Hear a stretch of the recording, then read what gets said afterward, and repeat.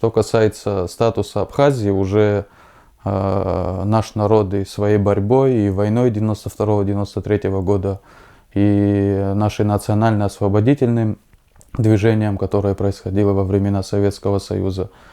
И сегодня у нас и в документах наша позиция абхазского народа, абхазского государства отражена в наших основополагающих документах, в нашей Конституции. Единственный путь, который приемлем для абхазского народа, он у нас отражен во всех документах, это путь независимого суверенного государства, признанного государства. Да, и Российская Федерация признала абхазскую независимость. К сожалению, в последнее время, да, доносятся такие, приходят сигналы на фоне сближения России и Грузии, которое происходит последние годы. И закон об иноагентах, которые в Грузии приняли, это все надо рассматривать в контексте вот этого сближения с Российской Федерацией. И я бы, наверное, надо быть очень наивным человеком, полагать, что Россия и Грузия не ведет какие-то переговоры или консультации по поводу судьбы Республики Абхазия. Что касается, почему такая проблема у нас возникла, что да, вот эти сигналы они на нас так воздействуют, и мы их так эмоционально воспринимаем, нашу позицию по Конституции, да, абхазского народа сегодня должен выражать президент Абхазии. Это человек, уполномоченный вести внешнюю политику, да, с министром, там, с Министерством иностранных дел. То есть это исключительно прерогатива президента Республики Абхазия вести внешнюю политику. И наше руководство, наш президент самая главная проблема. И нельзя сказать, что просто сближение России с Грузией нам создают, да, какую-то ситуацию. Во многом мы ее сами провоцируем тем, что у нашей власти отсутствует видение собственного нашего будущего абхазского государства.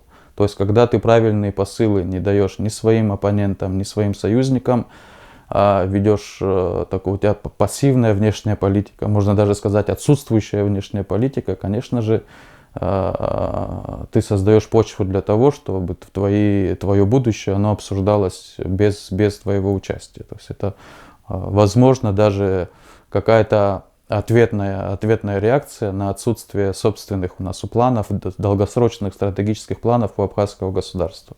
То есть когда ты слабый, когда ты неактивный, когда ты не говоришь о своих интересах, когда ты свою позицию четко не проговариваешь, конечно же, там, и твои союзники, и твои оппоненты будут, конечно,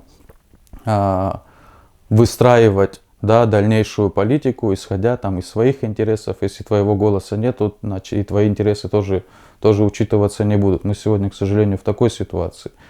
И можно констатировать как факт, что последние годы практически полностью отсутствует внешняя политика, вот как сфера государственной деятельности. Мы фактически, вот этот фактический отказ от внешней политики, он, конечно, будет наших, и в том числе наших оппонентов, провоцировать, да, на какие-то действия. И можно тоже смело утверждать, что за последние годы наши отношения с нашим стратегическим союзником, они ухудшились. И все это происходит из-за того, что наше руководство не может правильно выстраивать, я даже не говорю сейчас про Грузию, да, я говорю, наше руководство не может правильно выстраивать отношения с нашим союзником, да, с гарантом безопасности. И когда ты непредсказуемый партнер, когда ты пассивный партнер, конечно, даже твой союзник будет какие-то свои конфигурации выстраивать, потому что отношения между государствами это никогда не статичная какая-то, да, вещь, это всегда динамика, и может там ситуация в течение там 1-2 месяцев может поменяться в течение 1 года. И мы сегодня к этому не готовы. Но что важно сказать, почему сейчас те вещи, которые, да, мы сегодня здесь говорим на камеру, да, о том, что статус Республики Абхазия не обсуждается, что вот эти возможные, там, и мы слышим разговоры о возможном каком-то конфедеративном устройстве совместного государства с Грузией. Наше государство на это не реагирует, и мы, обычные граждане, вынуждены проговаривать позицию абхазского народа, позицию абхазского государства, что наш статус, он неизменен, наш статус суверенное независимое государство.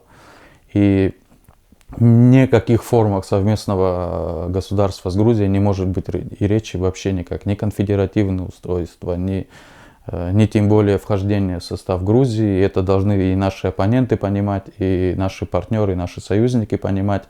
И хотелось бы, чтобы, если какие-то планы есть, да, у нашего руководства, о них озвучить, и дальше какая форма реакции, я думаю, наше общество, наш народ сам как бы разберется, и самую приемлемую и эффективную форму реакции на изменение статуса Республики Абхазия, конечно, она будет.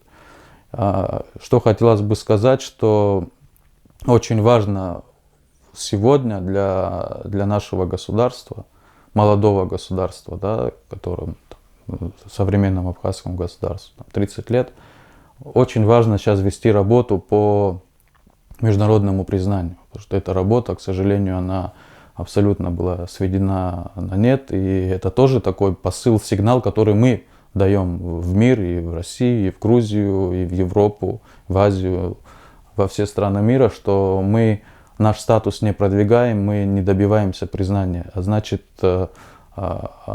своим молчаливым, да, каким-то бездействием мы показываем, что готовы входить в какие-то договоренности других государств.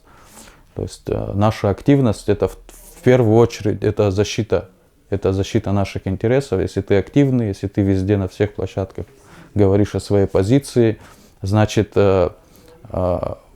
в любых договоренностях, даже которые могут быть на пользу абхазского государства, да, мы бы в них участвовали, но сегодня мы в них как сторона, мы сегодня не хочется какие-то такие эмоциональные оценки давать, но мы сегодня не являемся стороной ни в каких-то внешнеполитических каких-то делах, которые у нас здесь в регионе происходят. Просто мы идем там по инерции, и сегодня мы ведем себя больше не как государство, а как территория, да, что тоже создает под собой угрозы.